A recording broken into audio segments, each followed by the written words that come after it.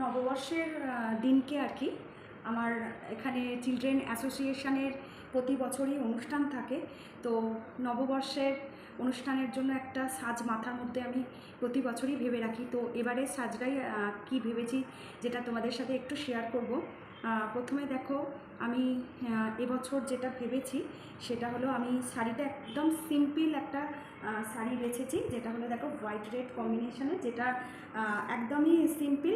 But এটাতে এই দেখো এরকম স্বস্তিক স্বস্তিক আছে আর কি ভেতরে ভেতরে। এর যে পিসটা ছিল রেড, সবসময় তো আমরা রেড দেখি, এর সাথে রেড, হোয়াইট রেড, বাট আমি একটু অন্যরকমভাবে ভেবেছি যেটা তোমাদের সাথে শেয়ার করব। আমি নর্মাল একটা ব্লাউজ কিনেছিলাম যেটা 90 টাকার মতো দাম নিয়েছে, একদম লোকাল দোকান থেকে। তাতে আমি যা যা কিছু আবার ইনক্লুড করেছি সেটাই তোমাদের সাথে শেয়ার করব। তো দেখো, নর্মাল আমি একটা এরকম ব্লাউজ কিনেছিলাম, একদম একটু কন্ট্রাস্ট করে রেডের বাইরে গিয়ে হোয়াইট রেড কম্বিনেশনটা আমাদের চোখেতে সবসময় লেগে থাকে। তো আমি একটু আলাদা রকম ভেবেছি, জানি না আমার ভাবনাটা কতটা ঠিকঠাক হবে, তবু ভেবেছি যেটা তোমাদের সাথে শেয়ার করছি। তো দেখো, এই পাইপিংটা কিন্তু দেওয়া ছিল না রেডের, তো আমি কিন্তু এই রেডের যে পাইপিংটা দেখতে পাচ্ছ ওটা অ্যাড করেছি। ঠিক আছে, এই যে দেখো রেডের একদম নর্মাল, মানে তোমাদেরকে বললাম 90 টাকার একটা ব্লাউজ, তাতে দেখো এইখানে রেডটা হাইলাইট করা কটনের একদম। আর এইটাও কিন্তু ছিল না, এই যে দড়িটা, এটাতেও আমি এইরকম সিম্পল সাইড, এটাও দড়িটা আর এই লাটকানটা অ্যাড করেছি। এই যাচ্ছে ব্লাউজটা।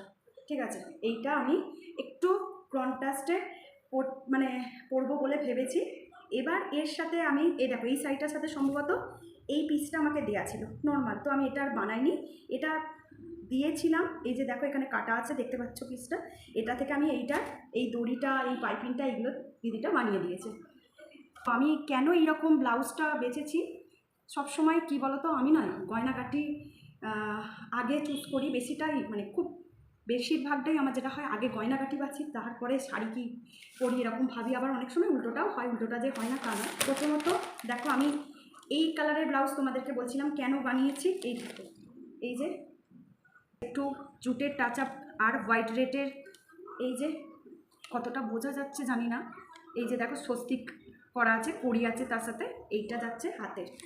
আর এবারে এইটা যাচ্ছে তোমার হচ্ছে, দেখো এই যাচ্ছে চোকারটা, দারুণ সুন্দর লাগছে তো আমার, মানে ঠিকঠাক পরলে বুঝতে পারবো যে কতটা ঠিকঠাক আমি আর কি যেরকমটা ভেবেছি সেরকমটা হচ্ছে কি না।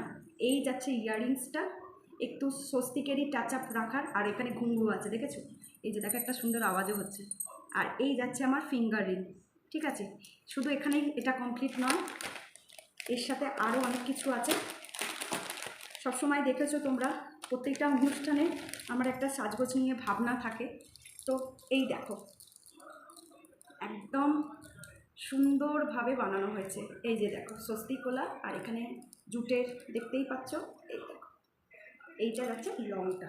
ঠিক আছে, তো তার সাথে এই আমি চোকারটা এক্সট্রা আরও অ্যাড করেছিলাম। আর হচ্ছে একটা নোজ পিনও এর সাথে আমি, জানি না এটা পরবো কি না, এক এক সময় ভালো লাগে পরতে, আবার এক এক সময় একটু অড লাগে। এটাতেও কিন্তু রেডের সাথে হোয়াইটের টাচ আপ আছে, এই দেখো।